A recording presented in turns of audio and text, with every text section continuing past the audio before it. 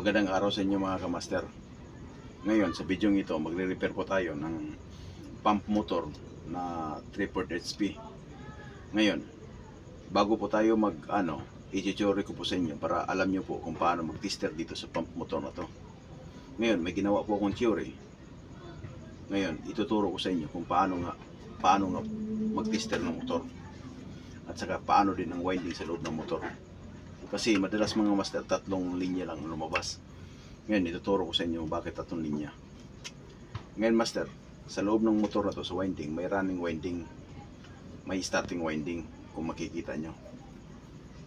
Ngayon master, kaya tatlong lumabas nito. Kasi itong beginning ng running at saka beginning ng starting, pinag-isa lang po to. Pinag-isa lang po yan. Ngayon, ang mangyari master, itong labas na to, ito yung common.